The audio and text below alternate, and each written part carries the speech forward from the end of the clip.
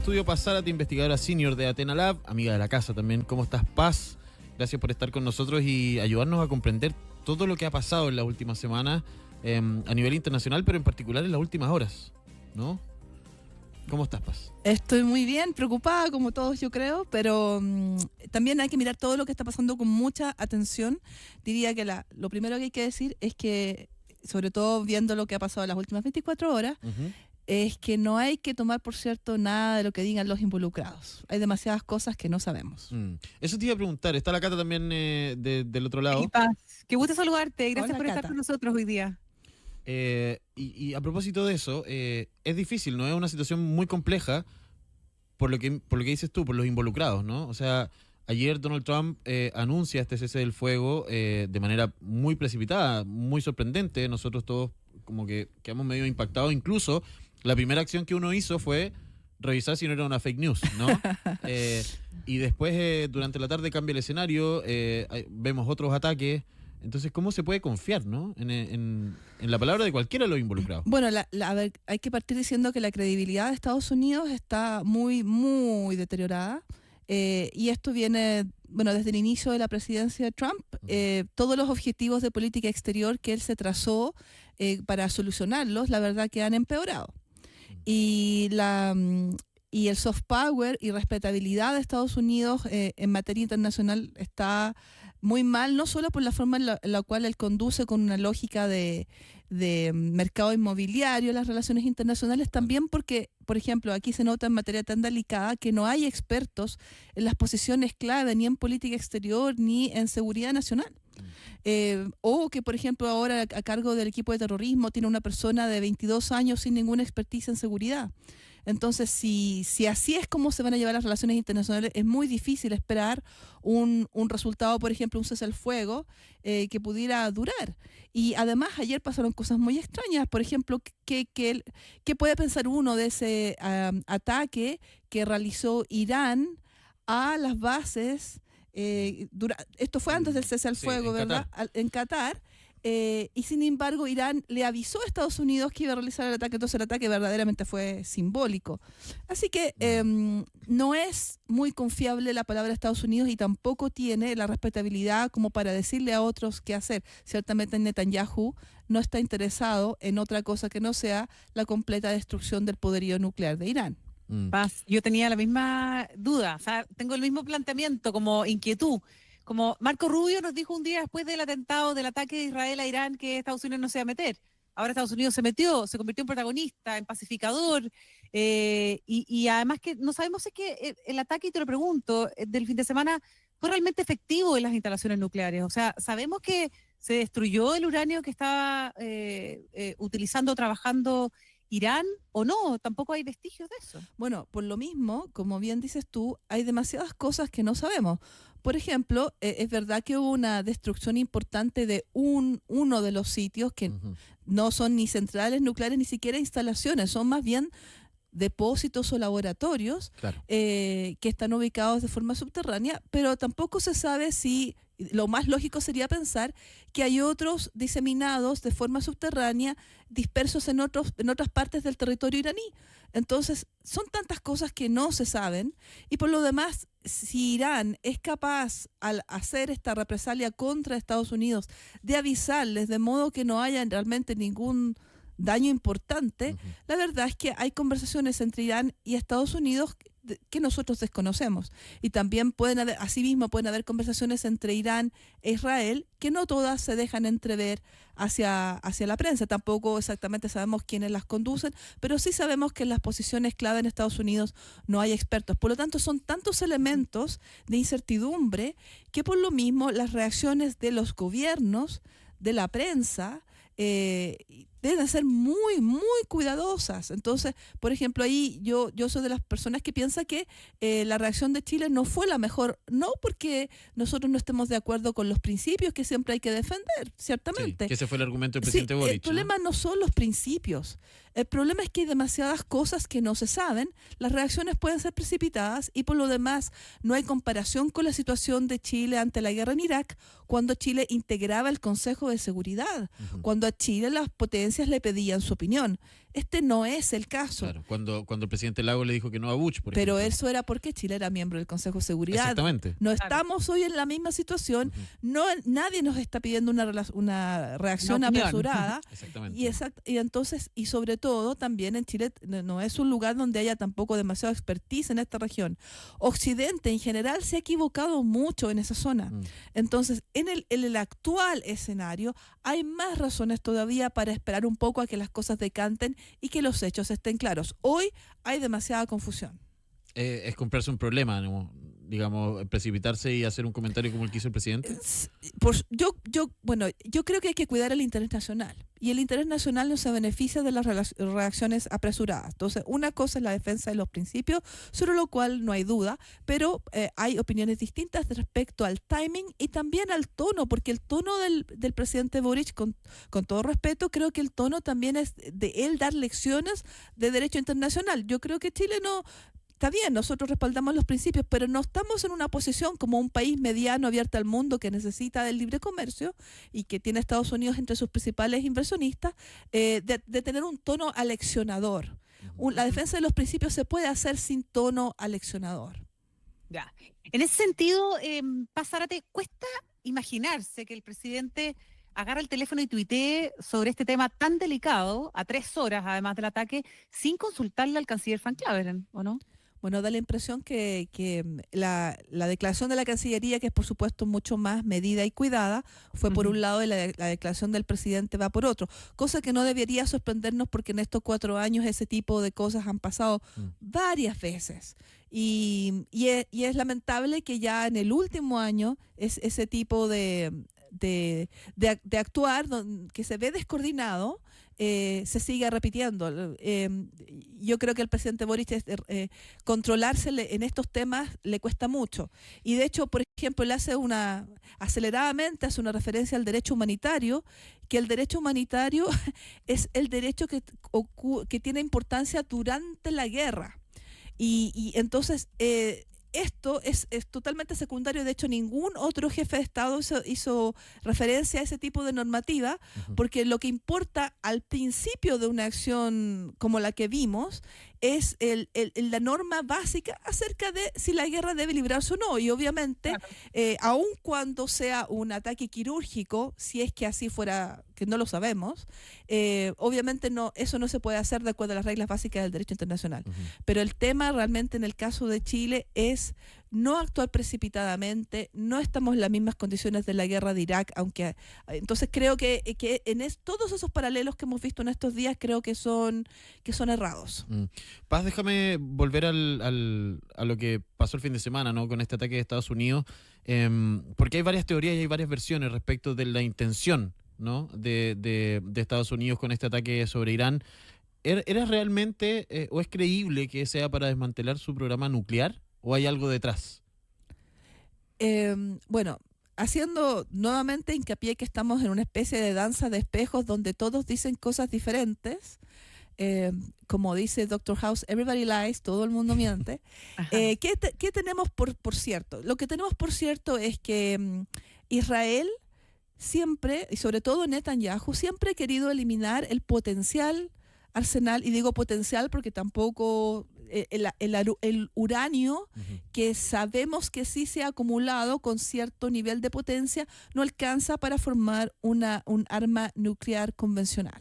No tiene la pureza necesaria. Entonces, Israel sí le preocupa el potencial y ha querido eliminar ese potencial hace mucho tiempo. Entonces, esa causa sí en Israel genera mucha unidad a nivel de todos los grupos políticos, incluyendo la oposición a Netanyahu. Eso por una parte. Incluso en el sector de la oposición a Netanyahu hay quienes dicen que la única forma de asegurar la sobrevivencia de Israel no es solo eliminar ese potencial el elemento nuclear que tiene Irán, sino además hacer un cambio de régimen.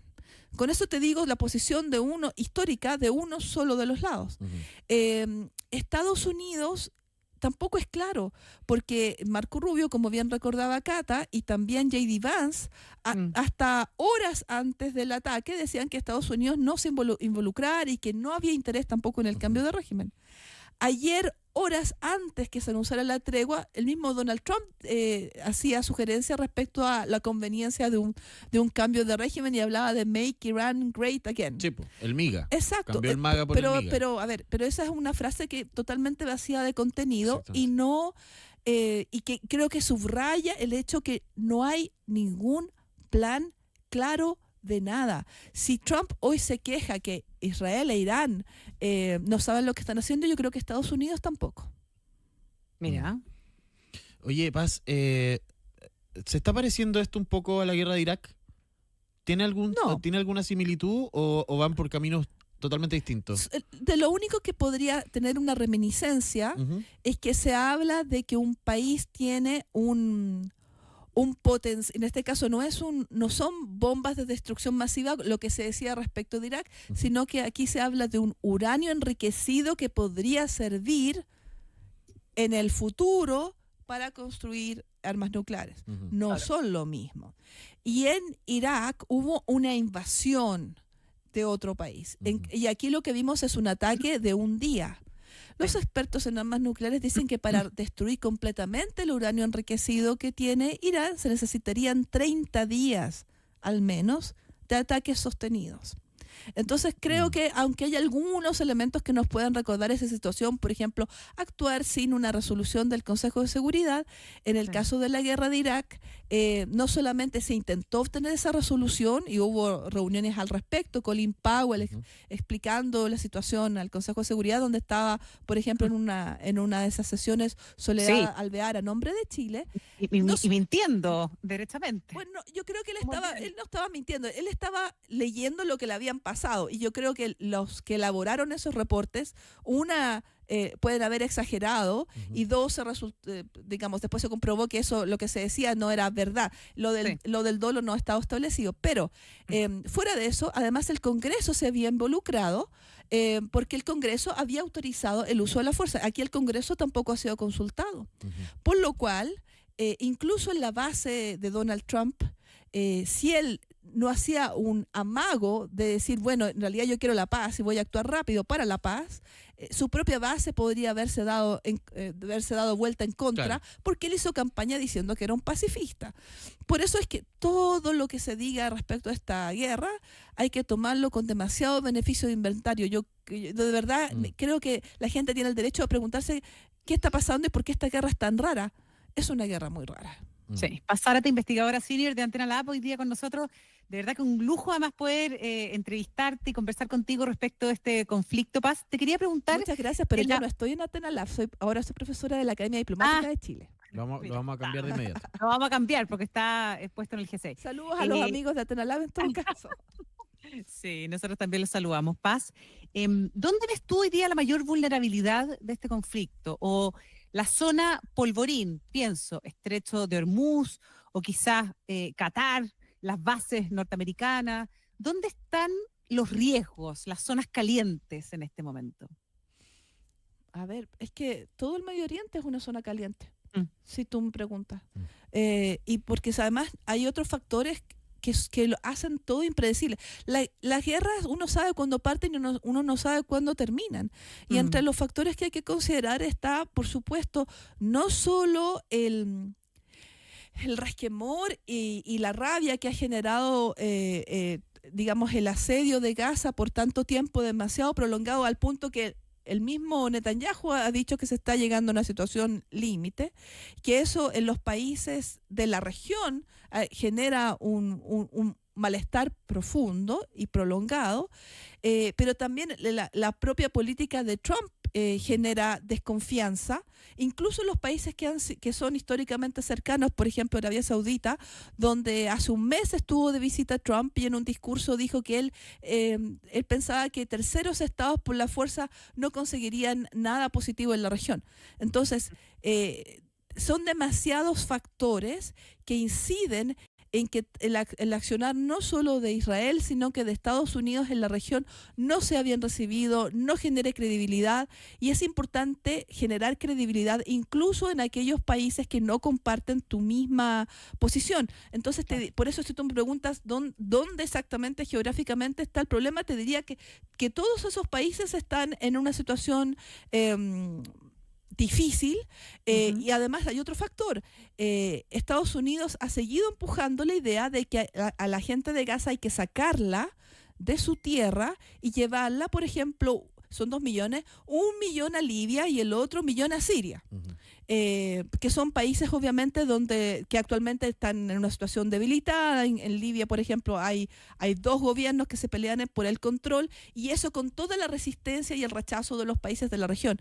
Si Estados Unidos con Trump y Netanyahu continúan con estos planes, el potencial para que la región desarrolle, si bien a lo mejor no involucrando los países que hemos visto involucrados esta semana, sino otros, continúa siendo muy grande.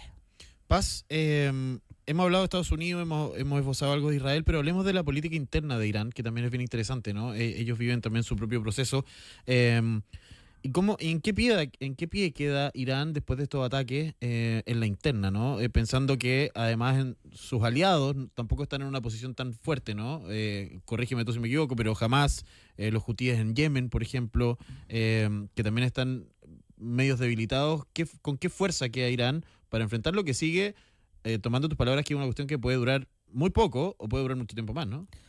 Bueno, yo creo que muy poco, no. Yo creo que esto pinta para largo, y no siempre tiene que ser una guerra convencional, porque puede ser una guerra híbrida. Entonces, por mucho que el gobierno esté debilitado, siempre se pueden encontrar otras formas de incluso vía terrorismo. ¿Cómo híbrida?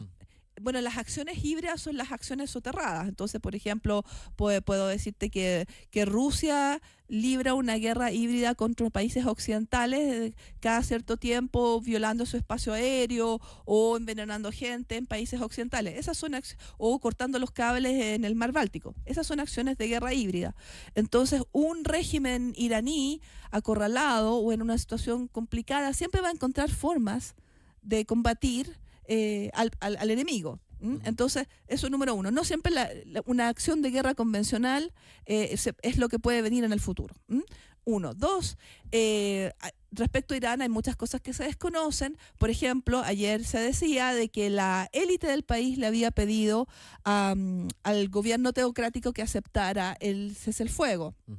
La situación es muy incierta, y hay una debilidad del régimen que se arrastra desde hace un tiempo, pero no necesariamente si el régimen fuera reemplazado se va a reemplazar por otros que sean más proclives a Estados Unidos. Es decir, es posible que quienes reemplacen a los actuales líderes sean todavía más duros. Entonces, por eso creo que no se pueden hacer pronósticos certeros respecto a Irán. Si tú me preguntas, si el cambio de régimen se produjera de modo interno, no necesariamente va a ser para tener un gobierno más proclive a la paz, todo lo contrario. Paz, hablábamos hace un ratito de la confianza, ¿no? Y de la credibilidad de los involucrados, y cómo es casi imposible confiar en este cese al fuego, ¿no? Pero, ¿qué pasos diplomáticos concretos podrían tomar estas naciones para consolidar una paz que sea durable, ¿no? En el tiempo? ¿Se ve hay algún mecanismo, alguna fórmula o alguna especie de firma de tratado nuevo, qué sé yo, como para que se pueda de alguna manera establecer que esta paz sea en serio y no veamos lo que pasó ayer, por ejemplo? Claro, a ver, uno puede preguntarse si lo que se ha hecho hasta ahora en los últimos días ha valido la pena, por ejemplo. Y hay que preguntarse desde cada punto de vista. Por ejemplo, desde el punto de vista de Israel, obviamente todo lo que contribuya, aunque sea un día de ataque, a destruir parte del uranio enriquecido es útil. Estados Unidos, la verdad, no creo que gane nada, y sobre todo Trump, que quiere ser candidato al Premio Nobel de la Paz, con haberse involucrado en lo que Netanyahu le ha pedido, que es contribuir a esa destrucción. Porque hasta antes del involucramiento de Estados Unidos con Irán estaban trabajando en negociaciones respecto a ese uranio enriquecido. Lo que pasa es que Netanyahu nunca estuvo de acuerdo con esas negociaciones. Exactamente. Es posible que ellos vuelvan incluso que ahora mismo, que no lo sabemos, que estuvieran conversando. Entonces, con los pasos de los días vamos a saber un poquito más. Pero sí hay algo, creo que aún más grave, que volvamos a este plan respecto a Gaza y todo lo que eso ha significado. Porque el actual gobierno estadounidense y ciertamente Netanyahu no están comprometidos con la solución que la mayoría de los países están de acuerdo, que es los dos estados Israel y Palestina, que conviven en paz. Entonces, es el tema, que la solución de los dos estados esté en jaque o volando por los aires. Eso debería preocuparnos, porque yo creo que si no hay una vuelta a esa idea básica, el potencial para la tensión y el conflicto en la región continúa siendo altísimo. Sí.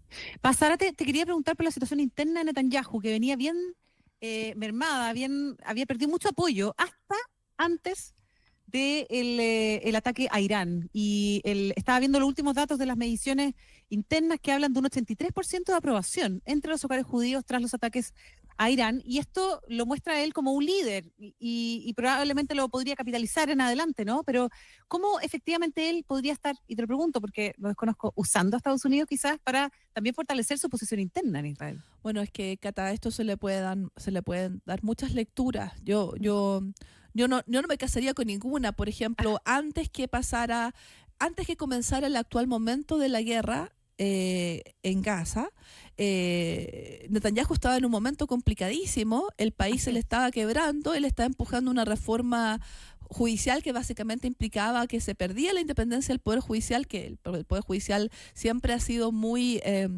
ha sido duro con el gobierno de Netanyahu y sus medidas muy extremas, incluso un poquito, digamos, había riesgo que hubiera una guerra civil en Israel, esto antes de la actual etapa de la guerra. Y luego viene la guerra, que obviamente genera una unión grande política al principio, y esa unión se ha ido resquebrajando obviamente a medida que la situación en Gaza se empeora.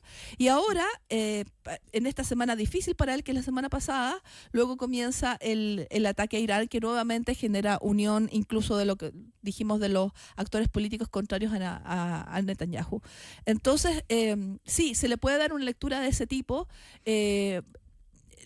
La causa de la eliminación del potencial nuclear de Irán es antigua. La preocupación al respecto de la inteligencia israelí ha existido. Está también el hecho, y hay que decirlo para hacer esto más completo, que la organización internacional, la agencia internacional que se preocupa del tema nuclear, había dicho que Irán estaba vulnerando sus obligaciones al no cooperar con las inspecciones y al haber acumulado ese uranio en una cantidad importante.